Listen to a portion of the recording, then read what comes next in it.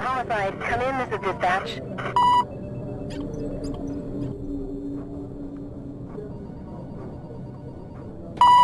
Homicide. Detective, you're needed down at St. Vincent de Paul. Uniforms have sealed off the scene. They said it looks like some sort of ritual.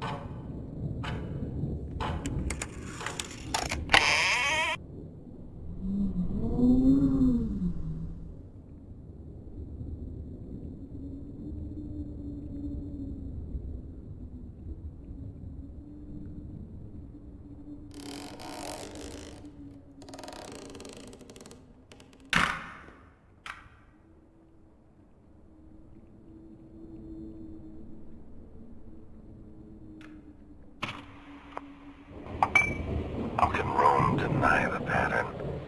I've seen it with my own eyes. First the West Bank, then Eritrea. Now a young girl in Morocco. There's only one kind of beast that feeds on such misery, and is gaining strength. He preys on war and drought to take souls from the region. I say, something has to be done, but Rome treats me as if I'm mad. I was a fool to believe that I could continue Father Morning's work. They would rather brush me under the rug. Just another of their little secrets. More dead in the Caribbean. I pray for their lost souls, but action must be taken.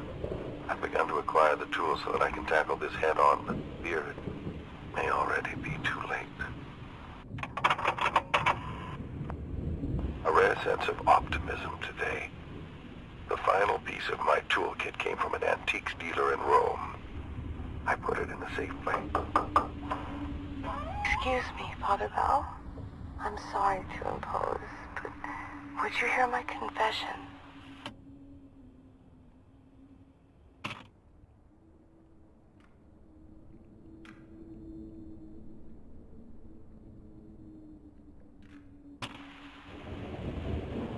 I always feel uneasy and removed after reading an inmate his last rites. The long corridor of metal doors contains men who are scheduled to death. It seems so calculated and cold. The day was even more unsettling. I was called at from one of the cells by an inmate who seemed to know me. Not of me, but my actions over the last few months. He knew about my work, even my unofficial time in Morocco. How? Not only has he been locked in there for years, only a select few clergymen are aware of my intentions, and they're dismissive at best. The guards quickly ushered me out, and I won't be back there for at least 2 months.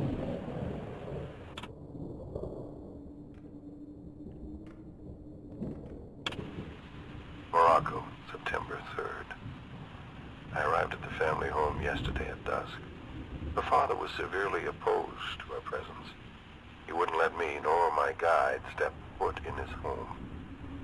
And though we tried to convince him otherwise, we eventually chose to abide his wishes and prepared for a night on the streets outside their home. We sat below her window. Just above our heads we could hear her strained cries through the night. The hours drew on. We tried to reason with her father again, but he was as stubborn as I persisted. We all raised our voices. She must have heard us as we argued in the street below, because she let out a scream with such ferocity that I thought a pack of wild dogs must be in her room. We raced upstairs. I was right behind her father as he flung open the door. The sight inside was like nothing I've seen before. A broken young girl, her body twisted and fractured, devoid of life, innocence, and soul.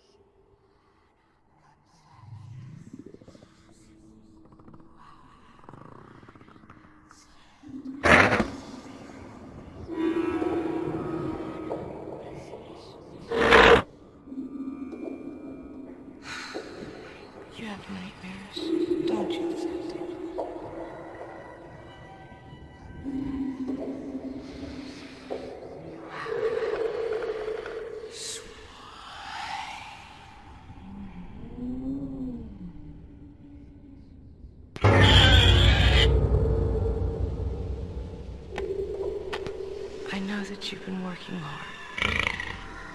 I've traveled so far to see you, and it's been a decade or more since my last penance.